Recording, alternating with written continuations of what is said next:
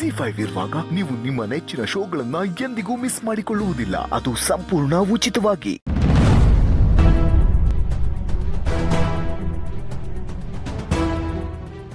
ಹೇಳು ನೀಲು. ಹಾಯ್ ಸೌಪಿ, ಹೇಗಿದ್ಯಾ? I am fine ಕಣೆ, ನೀನು ಹೇಗಿದ್ಯಾ? ನಾನು ಚೆನ್ನಾಗಿದ್ದೀನಿ ಕಣೆ. ಮತ್ತೆ ಏನೇ ಮನೆ ಕಡೆ ಬರಲೇ ಇಲ್ಲ, ಫೋನು ಮಾಡ್ತಾ ಇಲ್ಲ ಇತ್ತೀಚೆಗೆ? ಆದರೆ ಬಿಸ್ನೆಸ್ ವಿಷಯ ಮಾತಾಡೋದಿತ್ತು, ಅದಕ್ಕೆ ಅವಾಗ ಬರ್ತಾ ಇದ್ದೆ. ಆಮೇಲೆ ಎಲೆಕ್ಷನ್ ಬ್ಯುಸಿ, ಮಂತ್ರಿ ಮಂಡಲ ರಚನೆ, ಇದರಲ್ಲೇ ಟೈಮ್ ಹೊಟ್ಟೋಯ್ತು, ಬರೋದಕ್ಕಾಗಲೇ ಇಲ್ಲ ಕಣೆ.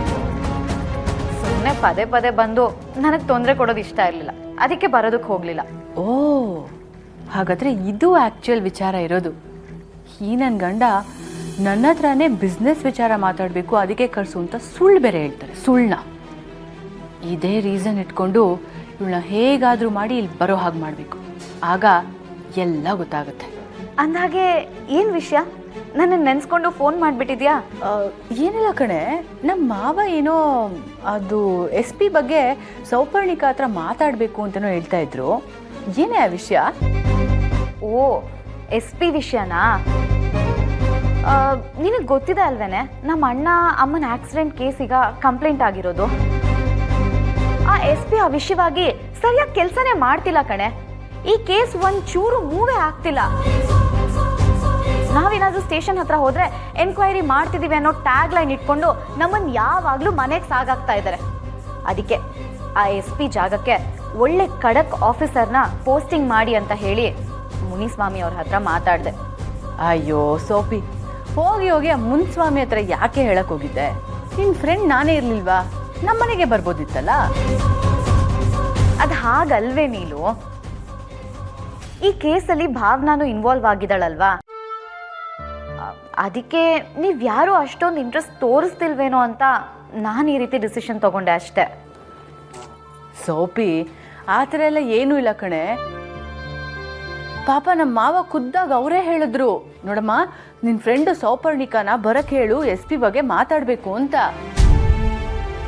ಸೊ ಇವಾಗ ನೀನೊಂದು ಕೆಲಸ ಮಾಡು, ನೀನು ಆದಷ್ಟು ಬೇಗ ಇಲ್ಲಿಗೆ ಬಂದ್ಬಿಡು. ಅಲ್ವೇ ಸೋಪಿ, ಆ ಮುನ್ಸ್ವಾಮಿ ಹತ್ರ ಮೊದಲೇ ಅಧಿಕಾರ ಇಲ್ಲ. ಆ ಅಪ್ಪನ ಹತ್ರ ಹೋಗಿ ನೀನೇನೇ ಮಾಡ್ತೀಯಾ? ಅವ್ನ ಕೈಲಿ ಏನು ಮಾಡೋಕ್ಕಾಗುತ್ತೆ? ಅದ್ರ ಬದಲು ನಮ್ಮ ಮಾವನ ಹತ್ರ ಬಂದರೆ ನಿನಗೆಲ್ಲ ಥರನೂ ಸಹಾಯ ಮಾಡ್ತಾರೆ. ಆಮೇಲೆ ನಿಂದದೊಂದು ಪ್ರಾಜೆಕ್ಟ್ ಇದೆ, ಅದು ಮೂವೇ ಆಗಿಲ್ಲ ಅಂತ ಹೇಳ್ತಿದ್ಯಲ್ಲ, ಒಂದೇ ಬಾಣದಲ್ಲಿ 2 ಹಕ್ಕಿ ಹೊಡಿಬೋದು. ಇದನ್ನ ಮಾತಾಡೋದ್ರ ಜೊತೆಗೆ ನಿನ್ನ ಪ್ರಾಜೆಕ್ಟ್ ಬಗ್ಗೆನೂ ಮಾತಾಡ್ಬೋದಲ್ವಾ? ಹೌದಲ್ವ ನೀನು ಹೇಳ್ತಿರೋದು ಸರಿಯಾಗೇ ಇದೆ. ಸರಿ, ನಾನು ಅಲ್ಲಿಗೆ ಬಂದು ಎಲ್ಲ ಮಾತಾಡ್ತೀನಿ. ಸರಿ ಕಣೆ, ವೆಯ್ಟ್ ಮಾಡ್ತಾ ಇರ್ತೀನಿ. ಬಾಯ್ ಆಯ್ತಾ? ಸರಿ ಕಣೆ, ಬಾಯ್. ಬಾಯ್.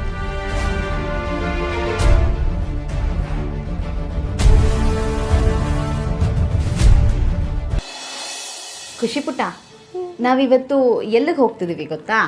ಎಲ್ಲಿಗೆ ಹೋಗ್ತಿದ್ದೀವಿ? ಭಾವನಾ ಅಮ್ಮನ್ನ ನೋಡೋಕ್ಕೆ. ನನಗೆ ಅಲ್ಲಿ ಸ್ವಲ್ಪ ಕೆಲಸ ಇದೆ, ಹಾಗೆ ಅದನ್ನು ಮುಗಿಸ್ಕೊಂಡಂಗೂ ಆಗುತ್ತೆ. ಜೊತೆಗೆ ನೀನು ಭಾವನಾ ಮತ್ತು ಸಿದ್ದು ಅಂಕಲ್ನ ನೋಡ್ದಂಗೂ ಆಗುತ್ತೆ.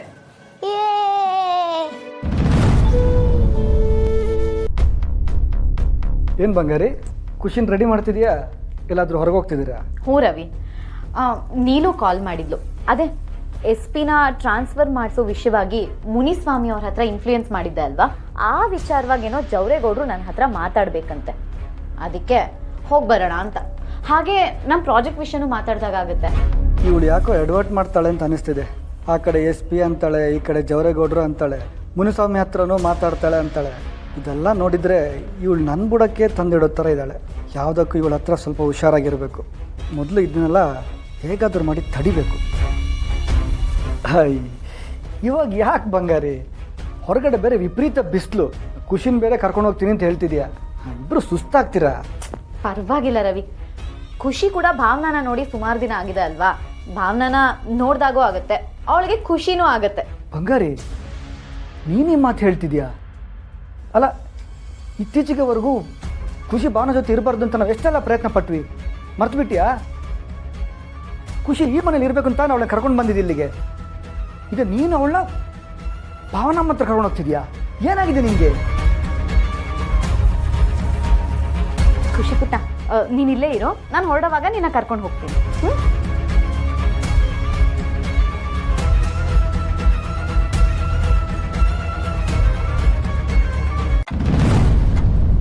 ಹೀಗೆ ಮಾತಾಡ್ತಿದ್ಯಾ ನೀನು?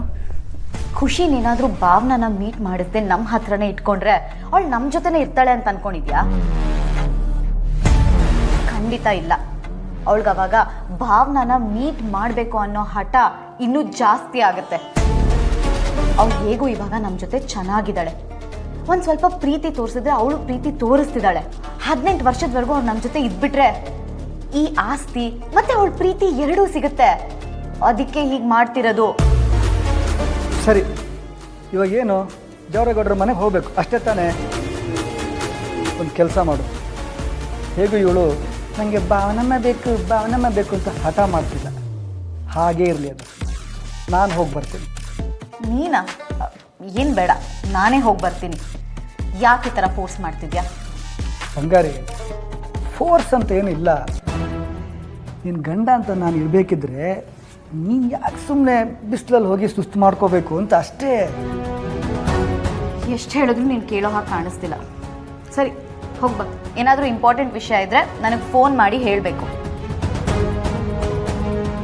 ಖುಷಿ,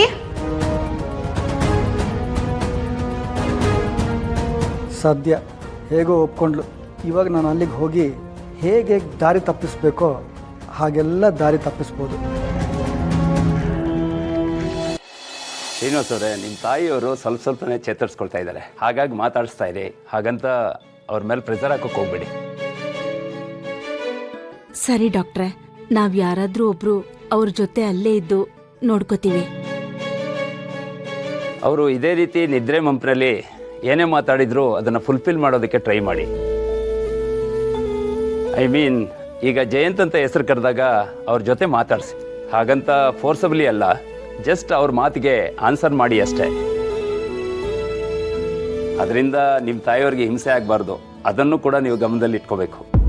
ಸರಿ ಡಾಕ್ಟ್ರೆ, ನೀವು ಹೇಳ್ದಾಗೆ ಮಾಡ್ತೀವಿ. ಸರಿ, ನಾನಿನ್ನು ಬರ್ತೀನಿ. ಏನಾದರೂ ಎಮರ್ಜೆನ್ಸಿ ಇದ್ದರೆ ಕಾಲ್ ಮಾಡಿ. ಡಾಕ್ಟರ್, ನಿಮ್ಮದು ಕನ್ಸಲ್ಟೇಷನ್ ಫೀಸು ಎಷ್ಟು ಅಂದರೆ? ನಾನು ಕೊಡ್ತೀನಪ್ಪ. ಅಲ್ಲ,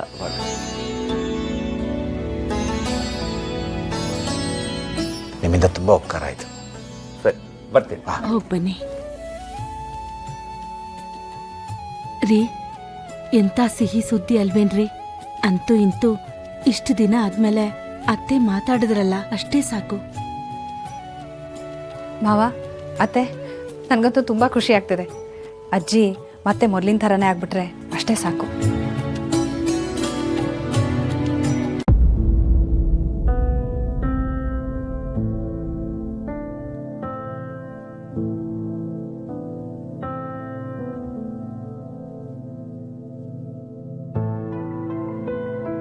ಲೈಸಿದೋ, ನೀನು ಮಾಡೋದು ಒಂದೊಂದಲ್ಲ ಕಲ. ZEE5 ಆಪ್ ಡೌನ್ಲೋಡ್ ಮಾಡಿ ಎಲ್ಲಾ ಸಂಚಿಕೆಗಳನ್ನು ಸಂಪೂರ್ಣ ಉಚಿತವಾಗಿ ನೋಡಿ.